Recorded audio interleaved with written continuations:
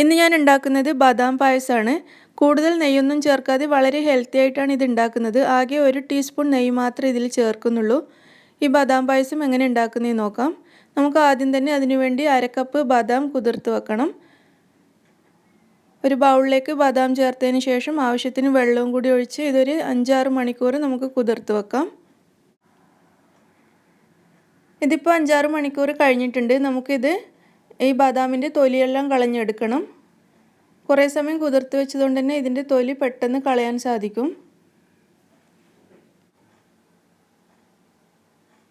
ഇതുപോലെ ബദാമിൻ്റെ മുഴുവൻ തൊലിയും നമുക്ക് കളഞ്ഞെടുക്കാം.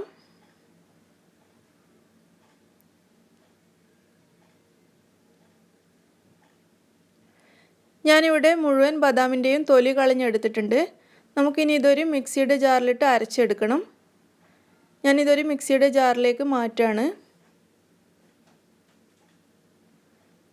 ഇനി മിക്സിയിലേക്ക് 1 കപ്പ് പാൽ ഒഴിക്കാം. അതായത് 250 മില്ലി പാല്. ഇതിലേക്ക് 2 ഏലക്കായ ചേർക്കാം. അല്പം സാഫ്രോണും കൂടി ചേർക്കാം. ഒരു 2-3 നുള്ളു സാഫ്രോൺ ചേർത്താൽ മതി. ഇനി ഇതെല്ലാം കൂടി നന്നായിട്ടൊന്ന് അരച്ചെടുക്കാം. ബദാമും പാലും ഒക്കെ ഇവിടെ നന്നായി അരച്ചെടുത്തിട്ടുണ്ട്. ഇതിവിടെ മാറ്റി വെക്കാം. ഇനി നമുക്ക് പായസം ഉണ്ടാക്കാൻ തുടങ്ങാം. അതിനുവേണ്ടി ഞാനിവിടെ അല്പം വലിയൊരു പാത്രം എടുത്തിട്ടുണ്ട്. ഈ പാത്രത്തിലേക്ക് 3/4 ലിറ്റർ പാൽ ഒഴിച്ചു കൊടുക്കാം. അതായത് 3 കപ്പ് പാല്. ഈ പാല് നന്നായിട്ട് തിളപ്പിച്ചെടുക്കാം. ഇടയ്ക്കിടെ ഒന്ന് ഇളക്കി കൊടുക്കണം. പാലാണെങ്കിലും അടിയിൽ പിടിക്കാൻ ചാൻസ് ഉണ്ട്. ഇതിവിടെ നന്നായി തിളച്ച് വന്നിട്ടുണ്ട്. ഈ സമയത്ത് നമുക്കിതിൻ്റെ തീ നല്ലോണം കുറച്ച് കൊടുത്ത് ചെറിയ തീയിൽ വെച്ചിട്ട് ഒരു 10-15 മിനിറ്റ് പാല് കുറച്ചൊന്ന് വറ്റിച്ചെടുക്കണം. അല്പം ഒന്ന് വറ്റിയാൽ മതി, പകുതിയൊന്നും ആവണ്ട, കുറച്ചൊന്ന് വറ്റിച്ചെടുക്കാം. ഈ സമയത്ത് നമുക്ക് ചവ്വരി വേവിച്ചെടുക്കാം. ഞാൻ അതിനു വേണ്ടി 1/4 കപ്പ് ചവ്വരിയാണ് എടുത്തിട്ടുള്ളത്. ഇതൊരു സോസ് പാനിലേക്ക് ഇട്ടതിന് ശേഷം അതിലേക്ക് 1 കപ്പ് വെള്ളവും കൂടി ഒഴിച്ചു കൊടുത്ത് ഇത് അടുപ്പത്ത് വെച്ച് നന്നായിട്ട് വേവിച്ചെടുക്കാം.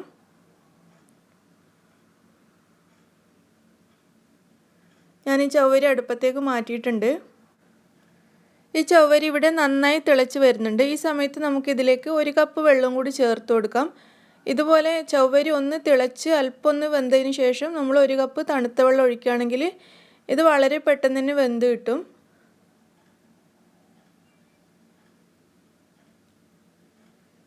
ഒരു 10 മിനിറ്റ് ഒന്ന് വേവിച്ചെടുത്താൽ മതി. അപ്പോഴേക്കും ഇത് റെഡിയാവും. ഈ ചവ്വരി ഇവിടെ നന്നായി വെന്തിട്ടുണ്ട്. നമുക്കിത് അടുപ്പത്തുനിന്ന് മാറ്റാം.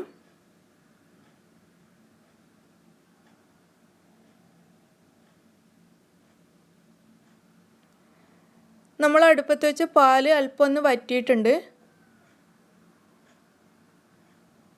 ഇത് നമുക്കൊന്ന് ഇളക്കി കൊടുക്കാം.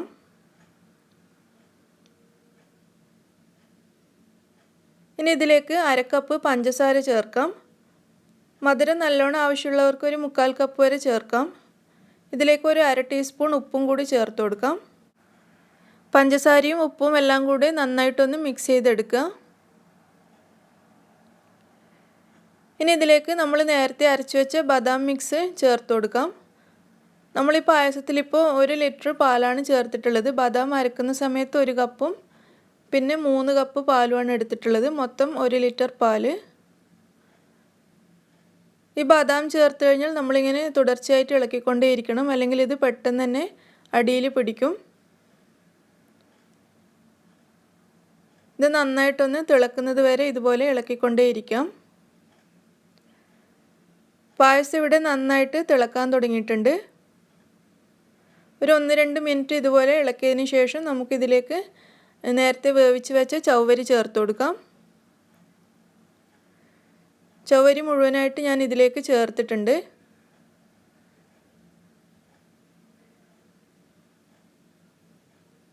ഇതിനെ ഒന്നുകൂടി ചെറുതായിട്ട് തിളക്കുന്നത് വരെ വെയിറ്റ് ചെയ്യാം.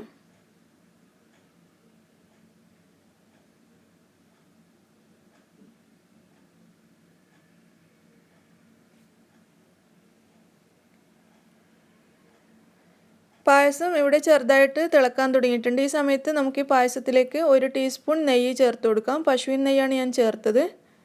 ഈ നെയ്യും കൂടി ചേർത്ത് നന്നായിട്ടൊന്ന് മിക്സ് ചെയ്തെടുക്കാം. നല്ല ഏലക്കായുടെയും സാഫ്രോണിൻ്റെയും പശുവിൻ നെയ്യിൻ്റെയൊക്കെ നല്ലൊരു മണം വരാൻ തുടങ്ങിയിട്ടുണ്ട്. ഈ സമയത്ത് നമുക്ക് ഈ പായസം അടുപ്പത്തുനിന്ന് മാറ്റാം. അങ്ങനെ വളരെ ഈസി ആയിട്ടുള്ള ബദാം പായസം ഇവിടെ റെഡി ആയി കഴിഞ്ഞു. ഞാനിതൊരു ബൗളിലേക്ക് വിളമ്പി വെച്ചിട്ടുണ്ട്. നിങ്ങൾക്കെല്ലാവർക്കും ഇത് ഇഷ്ടമായെങ്കിൽ ലൈക്ക് ചെയ്യാനും ഷെയർ ചെയ്യാനും മറക്കരുത്. അതുപോലെ നിങ്ങളുടെ അഭിപ്രായം അറിയിക്കുക. എൻ്റെ ചാനൽ സബ്സ്ക്രൈബ് ചെയ്യാത്തവരാണെങ്കിൽ സബ്സ്ക്രൈബ് ചെയ്യാനും മറക്കരുത്. താങ്ക്